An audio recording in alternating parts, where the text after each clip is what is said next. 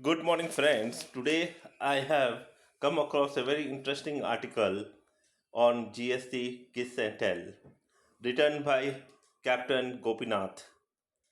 I'll be reading for you this article to understand what the author has to give a message to the government.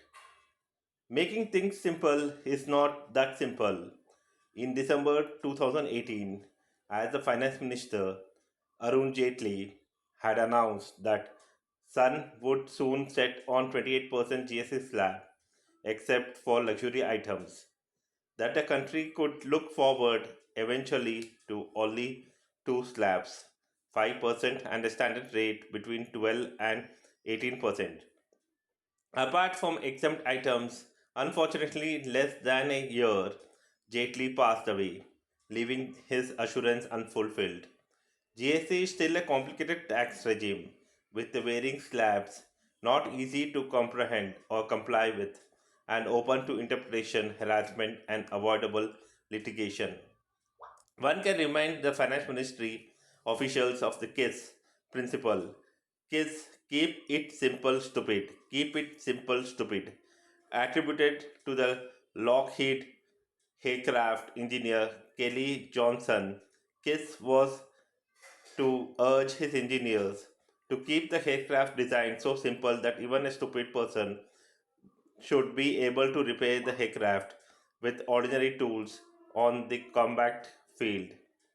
Bureaucracy the world over, however, is usually obvious to the case, and Amazon ad boasts it sells more than 1 crore different products with more categorized added every day.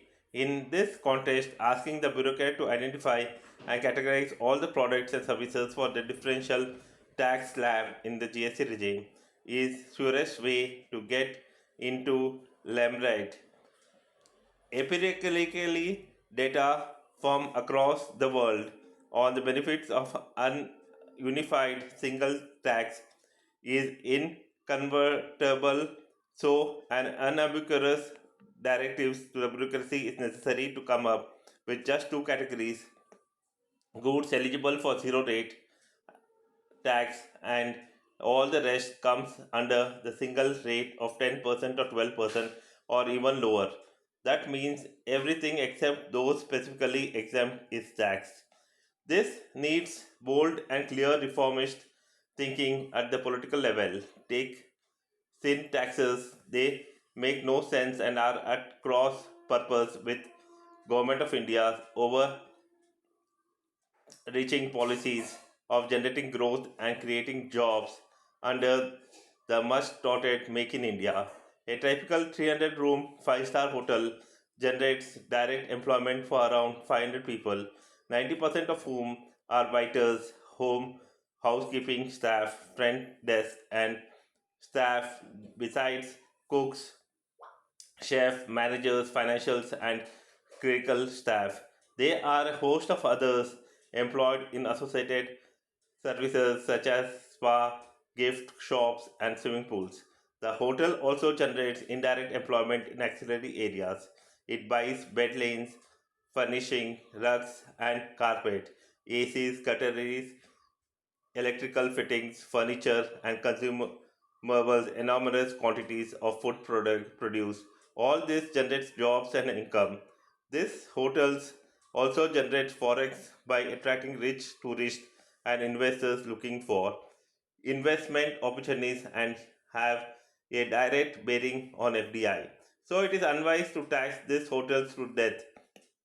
The same warped view imposes high taxes on ACs, restaurants, chocolates, luxury cars. One must figure out how to revamp the economy by making the rich and upper middle class spend and to move more people up the value chain instead of designing a tax system that keeps these products out of the new customer class reach. Take a roadside bakery where the officials have mastered the art of baking confusion. Bread is zero rated, but vegetable sandwich is in 5% tax slab, hitting the vegetable growers directly.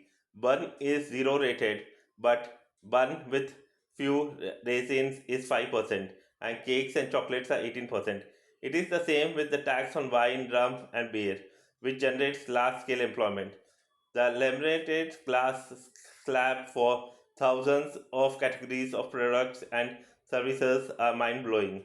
Can a country really aspire to be a 5 trillion economy if the taxman turns on grammar chef and gets bogged down into researching the distinction of making while the startup struggling to make the dog? Instead of moving generously, as has been seen case till now, Nirmala Sitaraman should take a clue from the Prime Minister, who hinted at the major reforms in the taxes and elimination of tax terrorism and needless litigation, and do away with all the confusing tax slabs in one fell swoop. She can then assure in truly single low tax rates, along with a list of exempt items that will ensure compliance, widen the tax net, improve ease of doing business, boost economy, create jobs, and increase tax collection. Thank you for today for listening, and we will catch up next day.